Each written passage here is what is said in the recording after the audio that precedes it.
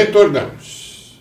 Hoje conversando com a excelente advogada, doutora Sabrina Rodrigues Santos. Então, doutora Sabrina, a pergunta que eu fiz, quais as modalidades de provas digitais? Então, nós temos as modalidades das provas. Então, tem os documentos eletrônicos, que podem ser em arquivos de texto, imagem, né? Temos os arquivos de vídeo, tá certo? Em razão dos sistemas de processo eletrônico hoje utilizados ainda não receberem os arquivos em áudio e vídeo, então o que os advogados, procuradores devem fazer? Então, devem gravar em uma mídia digital, identificar essa mídia e entregar em juízo. Fica armazenado. Então ainda teremos ainda tem razão de ser os cartórios físicos, né? Pois bem, então nós temos essas modalidades, nós temos... Isso por enquanto, né? Isso. Sim. Ou não? Por enquanto, porque eu acredito que já estão trabalhando nos sistemas, atualização dos sistemas para carregar e para receber esse tipo de prova em áudio e vídeo, tá certo? As atas notariais dos documentos digitais disponíveis, as oitivas das testemunhas, das partes, tá certo?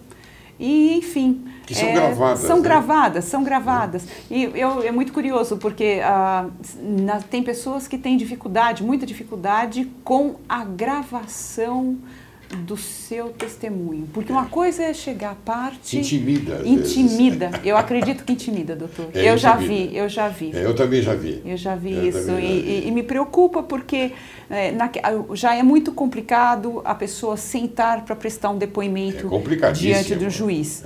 Porque ser réu ou ser autor em juízo não é uma situação fácil. Não é. Não é uma situação tranquila, porque no íntimo as questões judiciais, as ações judiciais, ela tem um impacto no ser humano que tem poucos estudos que eu conheço sobre essa situação. E mesmo as testemunhas. Perfeito. Não é? Porque as testemunhas antigamente estavam acostumadas a falar e o juiz transcrever, não é?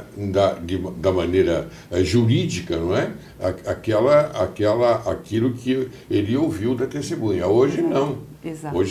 Hoje é o conjunto de palavras que a testemunha dá no momento dela ser ouvida. Exato. E aí, doutor... E ela olha para a câmera, ou tem uma câmerazinha ali que está focalizando tudo. Até as expressões. Exatamente. Até as expressões. E pelas expressões, sabe se está falando a verdade ou não. Ou não. É verdade. Não é? O senhor tem razão. E nesse ponto, eu costumo dizer porque tecnologia é coisa. Sim. E a tecnologia está a serviço do ser humano. Claro. Ser humano é uma obra de arte. Cada ser humano é único, ele não existe igual. E o dia que aquele ser humano terminar, não tem reposição daquele ser humano. Então, tudo que se faz é para o ser humano. Eu gosto muito do direito e me emociona quando eu trato desse assunto, porque o direito tem que estar a serviço do ser humano.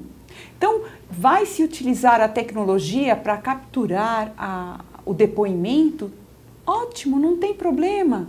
Até será melhor para o juiz depois, ele vai analisar com mais calma aquele depoimento. Mas, de outro lado, ele é o juiz, o ser humano que está diante de uma demanda que envolve seres humanos. Então, é muito importante que no trato da audiência, e por isso a audiência é uma oportunidade maravilhosa para se esclarecer muitas coisas, esclarecer as provas, esclarecer as situações e realmente conseguir visualizar de cada uma das partes qual é o bem jurídico e quanto vale aquele bem jurídico da pessoa.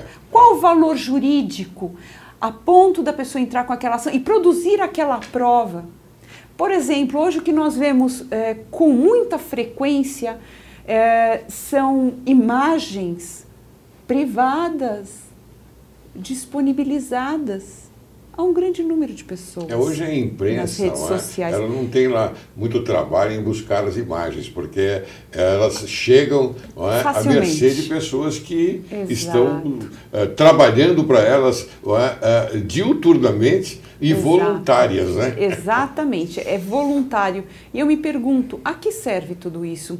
A que serve o constrangimento? A quem serve esse constrangimento? Será que o constrangimento, essas são perguntas que é necessário se fazer na defesa dos direitos ou no julgamento dos direitos? A que serve esse constrangimento? A nossa luta pelo direito, Dr. Laércio, e eu sempre digo isso nas minhas oportunidades de reflexão aqui no seu programa, que eu agradeço enormemente essa oportunidade de esclarecer à população essas questões, é de grande valia, é de muita importância. Então, quando eu tenho essa oportunidade de discutir isso com outros colegas de nossa área ou a outras pessoas, eu sempre pergunto a elas: o que é público? O que é privado? O que é público? O que é privado? Para eu poder utilizar, para eu poder realizar essa prova, até porque a nossa Constituição Federal de 1988, e com muito carinho eu trabalhei, estudei no meu tempo de faculdade, a nossa Constituição de 1988, foram previstas tantas garantias, tantos princípios, dentre eles o direito à privacidade, cláusulas pétreas, que eu não vou negociar as cláusulas, eu não vou negociar a minha privacidade e a minha vida privada. E do que nós verificamos correntemente... E você está falando do inciso 10 do artigo 5º. Exatamente. E o que eu verifico é a disponibilização sem critério algum das imagens das pessoas, causando inclusive prejuízos. Você está falando na imagem das pessoas, eu vou agora lembrar, não é? E perguntar a você o seguinte: qual o valor dessas provas capturadas na web e o que fazer quando um conteúdo é ofensivo e constrangedor à pessoa? E eu gostaria de lembrar um caso aqui, o caso da atriz, a grande atriz que a gente homenageia, pela satisfação de vê-la exercendo a sua profissão, a Carolina Dickmann. Pois bem, quando do episódio da Carolina Dickmann,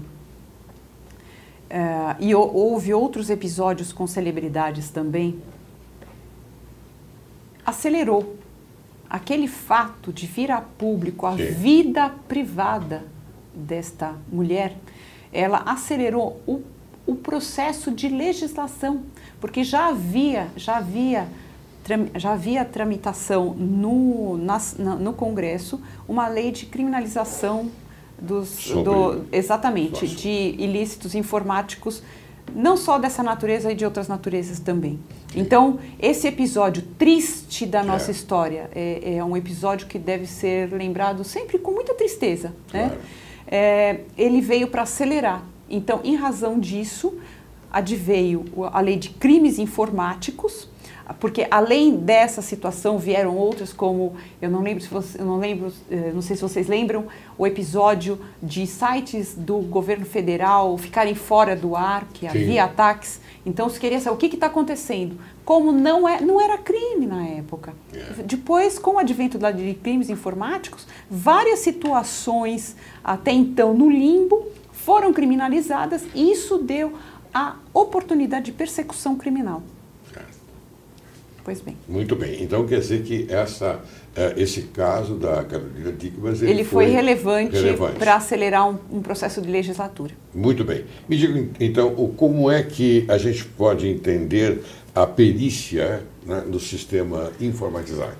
Pois bem, a perícia nos sistemas informatizados, ele é um tipo de perícia relativamente nova para nós, né? Nova em relação às outras perícias contábeis, médicas, enfim.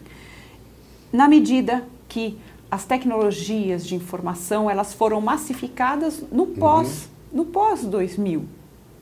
Até o advento dos anos 2090, até o 2000, então se massificou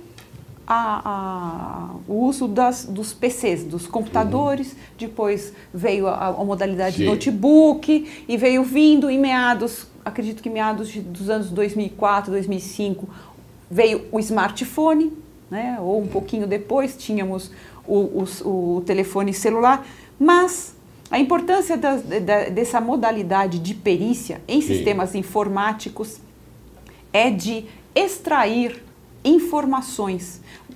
Informações essas que muitas vezes a pessoa acreditou que apagou, acreditou que deletou.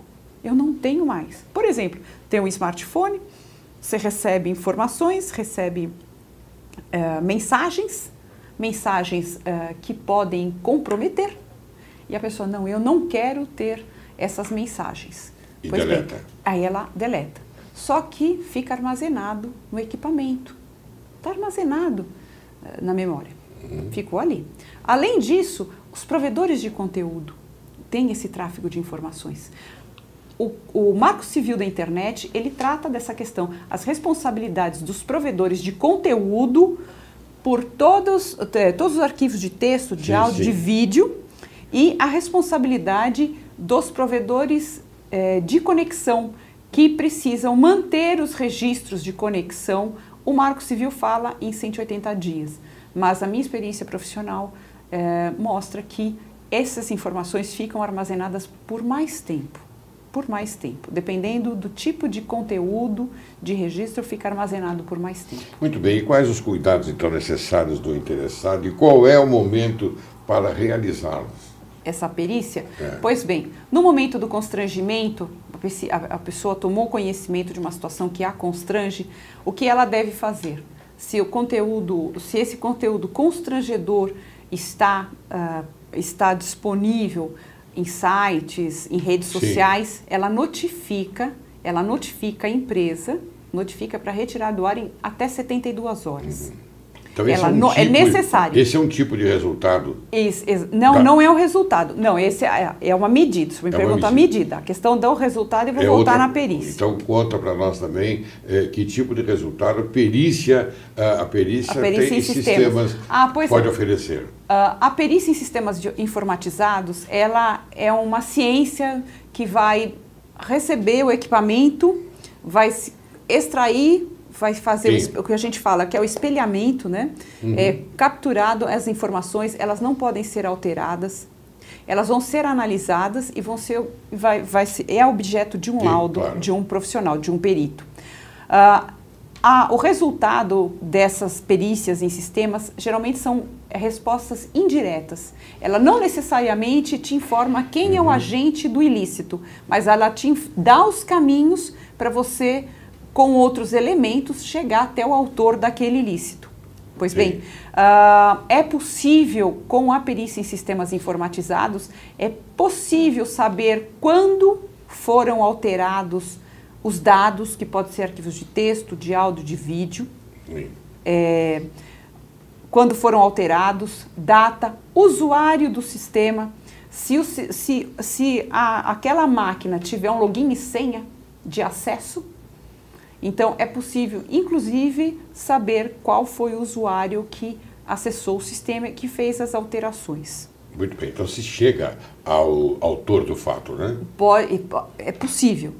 As respostas geralmente são indiretas. Às vezes, ela te dá elementos. Sim.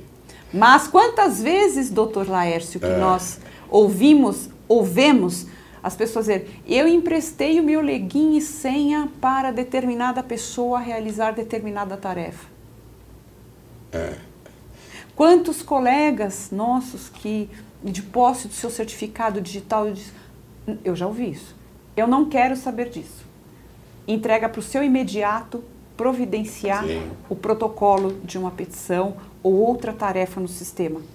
Quando se adentrou com aquele certificado e se colocou a senha, aí é complicado. Então, por isso que eu digo que não necessariamente você consegue ter uma resposta direta. Às vezes você tem uma resposta indireta e realiza outras provas para você chegar no autor do ilícito. Sim, mas quais as perguntas relevantes em perícias dessa natureza?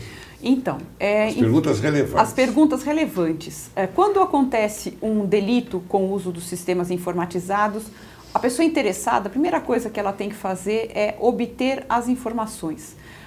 Muitas vezes os equipamentos não estão disponíveis a ela, estão em mãos de terceiros. Então ela necessita de uma ordem judicial, dependendo da situação, se é um processo crime de busca e apreensão, se é um processo civil para fazer uma perícia nos sistemas. Por quê? Porque os dados, as informações, ela tem ordens de volatilidade, ela tem tempos de vida diferentes dentro da máquina. Inclusive, as pessoas que têm mais interesse de não apresentar essas informações, ela pode destruir as informações, pode destruir ou sumir com o equipamento. Sim, mas essas ordens judiciais, elas são cumpridas? Elas são cumpridas, em tese elas são cumpridas. Não há um jeito, um meio dissimulado de se dar uma resposta evasiva e não cumprir? Pois bem. E agora? Então, pode acontecer. Você sabe que o brasileiro, ele é possuidor, dono, não é, de uma versatilidade impressionante. Doutor, mas os profissionais que atuam nessa área de persecução criminal, ou os oficiais de justiça que acompanham para fazer os cumprimentos das cartas de ordem, eles são também muito atentos, né? Então, e quando acontece isso, logicamente que o advogado não vai sozinho. A parte sempre é uma testemunha, um assistente técnico, que entende daquele assunto, tá certo? E ele vai fazer o quê? O juiz dá uma ordem, está sub júdice, esse sistema não pode ser mexido, não pode ser alterado. Então, como está, fica. Ninguém mais acessa para fazer qualquer alteração. Mas não posso trabalhar. Não, você não pode trabalhar. Nesse sistema, não. Está sub júdice. Essa máquina não pode ser utilizada, porque está sub júdice. Compreendeu? Então, o importante é a pessoa interessada ter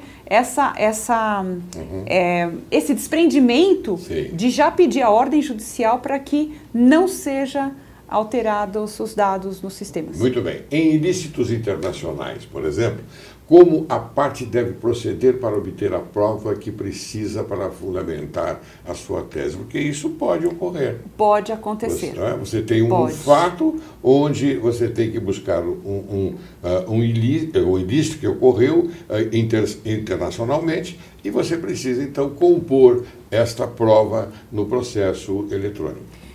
Exato. Essa é uma pergunta também relevante. Todas são relevantes. E essa é muito especial para mim, porque trata de direito internacional e com a globalização, com o uso dessas tecnologias, nós utilizamos muitos serviços internacionais e as pessoas não param para pensar. Por exemplo, o Google é uma empresa norte-americana, a sede é nos Estados Unidos, todo o banco de dados, as informações que tem que está lá. Sim. Então, quando nós precisamos produzir uma prova no exterior, fazemos até o final do ano a rogatória, a partir do ano que vem com o novo CPC, com o novo Código Ministério da Justiça, que é a nossa autoridade central. Exatamente. Agora, com o advento do novo Código de Processo Civil, existe já a figura do auxílio direto, que, ao meu ver, é da maior relevância para agilizar os procedimentos, tanto os pedidos externos para o Brasil, como os do Brasil para fora. Porque o auxílio direto, ele não demanda uma carta rogatória, ele é um procedimento um pouco mais simples, via autoridade central. É uma questão de ordem legal. Se não for via autoridade central, eu não posso utilizar. Porque o que eu já vi acontecer, inclusive é objeto de julgados, a parte vai para o exterior, põe na malinha os documentos, ou põe na malinha o sistema, o equipamento, e vem embora para o Brasil. Chega aqui, olha, eu trouxe a prova. Não. Eu esbarro na questão da legalidade, não posso fazer dessa forma. Claro. Então, se eu preciso produzir uma prova, uma perícia no exterior, eu faço essa solicitação para o juiz com o novo Código é auxílio direto, e aí eu tenho que providenciar que o meu assistente vá para o exterior para acompanhar a produção dessa prova. E essa prova vai ser, essa perícia nos sistemas vai ser realizada em cada país de acordo com o seu ordenamento jurídico interno. O que é muito importante e que eu quero mencionar no seu programa é que existe o nosso protocolo Mercosul de acordo de cooperação judiciária. Olha aí. E as comarcas de fronteira, elas podem fazer solicitações, pedidos de auxílio direto. Mas elas estão preparadas para recepcionar esse sistema? Bom, olha a cooperação, olha só, são difíceis. O protocolo, ele já está valendo, chama Protocolo de Las Lenhas, e ela já está valendo nos países do Mercosul, portanto, e já existem várias ocorrências nas cidades de fronteira de auxílio direto. Isso é muito importante. Muito importante para nós. Doutora Sabrina, eu tenho muitas perguntas a fazer para você, porque a curiosidade ela se alastra para o nosso conhecimento, porque é uma matéria nova. Esta geração aqui, me parece que é a cobaia do sistema de inovação, que eu acho que estamos bem adiantados. Isso é muito bom para nós. Aqueles que vão aproveitar bem os que estarão no patamar do futuro, do tempo. O tempo vai ser maravilhoso, porque vai acontecer, as coisas vão acontecer sistematicamente, sem precisar pensar muito ou coisa parecida. Então, eu queria que você apresentasse as suas considerações para mim poder encerrar o programa. Pois não. O senhor disse tempo, e eu gosto muito do tempo. Nós somos de uma geração que virou um século. Nós somos de uma geração que virou um milênio. Então, nós somos agraciados. Nós somos agraciados porque, no pós-Segunda Guerra, a democracia, a solidariedade, a cooperação, ela faz parte do nosso cotidiano. Nós somos copartícipes da história, nós somos protagonistas da nossa história. A relevância da nossa geração, principalmente no mundo do direito, em que os sistemas de processo, da informatização do processo estão em desenvolvimento, é da maior relevância, porque e mesmo na questão de trabalhar a perícia nos sistemas, porque nós estamos contribuindo com a educação, porque quando eu levo essas questões novas para o judiciário, eu estou contribuindo para a educação do judiciário. Ele tem que perseguir outros temas para poder ele tem que julgar. Também, e exatamente, a proatividade é minha. Porque, a rigor, o judiciário não é proativo. Não é. Pela sua atribuição legal. O judiciário, cotidianamente, ele assumiu um papel de protagonista em nossa história. Mas todos nós temos uma participação relevante na história, principalmente nesse momento, doutor Laércio, de formação de uma jurisprudência desses novos temas. Por que eu lhe digo isso? Porque temo que no futuro os julgamentos serão por buscas de palavras, e nós precisamos nós precisamos produzir bons julgamentos, boas peças de defesa, bons julgamentos para se elaborar um repertório de jurisprudência que venha atender às necessidades da nossa geração presente e das gerações profundas. Então, as minhas considerações finais continuamos nas pesquisas, continuamos no nosso trabalho com zelo, com atenção, com ética, com respeito às instituições, às nossas instituições postas, porque nós temos muita responsabilidade com o porvir. Muito bem, doutora. Eu fiquei impressionado com a sua colocação. Normalmente, quando eu falei em geração, falei em tempo. E você, então, com a sua perspicácia, com a sua inteligência bastante aguda, você conseguiu nos dar um fundamento maravilhoso. Muito obrigada. Que ficou aí gravado, está gravado. E as pessoas têm que pensar nisto. eu quero entregar a você um mimo do programa Direito e Justiça em Foco. Muito obrigada. Muito obrigada. E agradecer imensamente essa sua participação. Bem, depois de falarmos sobre a tecnologia, não poderia encerrar o programa de hoje sem deixar de citar as sábias palavras de Steve Jobs.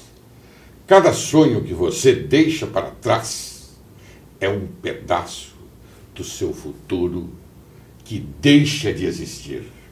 Quero agradecer mais uma vez, doutora Sabrina. Eu estou encantado e tenho certeza que o telespectador também está encantado com as suas palavras, com a sua inteligência, como digo, repito, não é? Porque você aqui, entre aspas, deu um show de sabedoria. Muito obrigada pela oportunidade. Muito obrigado.